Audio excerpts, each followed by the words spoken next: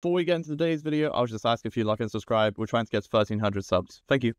Alright guys, we're back for another Five Nights Tower Defense video, and today I'm going to be showing you, without question, the best method to grinding tokens and souls in Five Nights Tower Defense. Now, first off, this isn't going to be a paid, like, you can do this completely free to play. If you would like to kind of grind or get souls very quickly with paying Robux, you can watch my Robux spending guide, which will appear on your screen right now.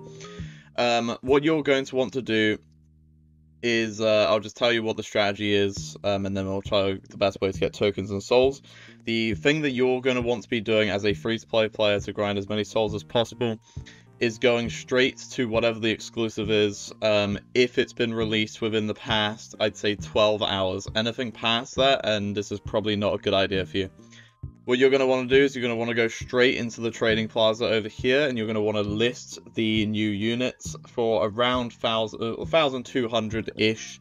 As people will not know what the stats are, what the unit's like, they'll usually just want to nab it straight away. Even better if you get a shiny. If you get a shiny version, I'd recommend going straight onto the Five Nights Tower Defense Discord server, which you can find on the main Roblox page for the game. Yeah, right here. So you're going to want to click this and click the join us for updates bit here.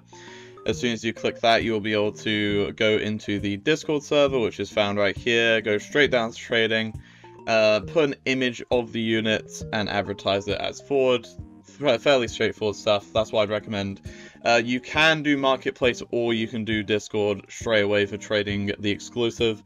That's what you're going to want to do there. I used to recommend going to the Traveling Merchant and grinding for Circuit Breaker. However, Circuit Breaker has dropped so much that basically my old method has basically been cut in half and how effective it is, and you probably won't even be able to sell Circuit Breaker anymore for that price. Now anyway, here's what you're going to do. The big question is basically there's like two methods here. I'm not going to pull your leg, there's two methods, right?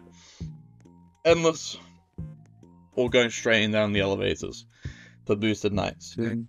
And by far the best way, in my opinion, is boosted nights. Now the reason for that is boosted nights are going to give you about 1,000 to 1,500 to even 2,000, depending on index completion and what night you're doing. It is just going to be the best way to get the most amount of tokens as possible, and then you can grind more, so you can actually get lots more of these guys right here, more of the exclusives, so you can trade them away, and you can keep doing that process. Endless is a really inefficient way of grinding tokens at the minute. I've heard a lot of people coping about this, but it's true. The endless runs take like 10 times longer than one boosted night if you're getting anywhere in the night, and the boosted nights are basically just giving you like 5 times the amount of tokens. They're also giving you probably about 5 times the amount of souls, just straight up. Endless does have an advantage in terms of presence. It depends how lucky you are at the end of the day. If you're absurdly lucky, then Endless is probably a decent way of going, because you can buy you can get the presents, and if you're getting, like, you know, multiples, I don't have any in my inventory, but if you're getting multiples of the Nightmare presents here, you can sell these like 20, 30 each on the marketplace.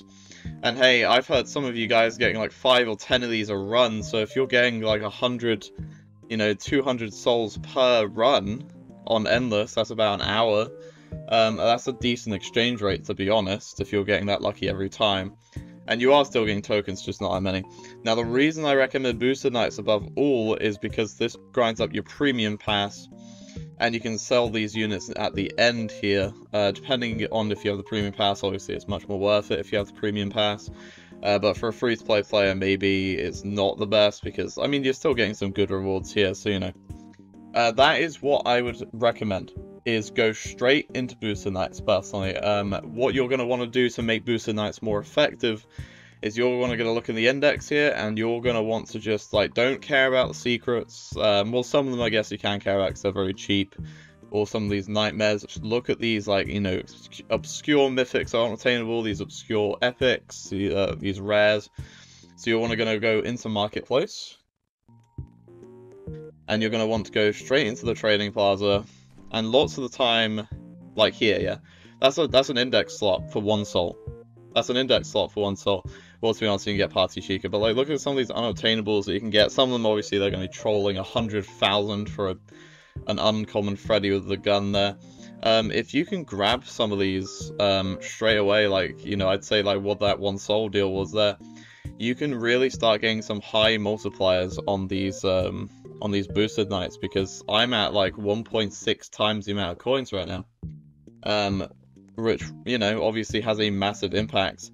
Now, obviously, doing boosted knights as well has another kind of side kind of grinding here, which is the Season 3 presents.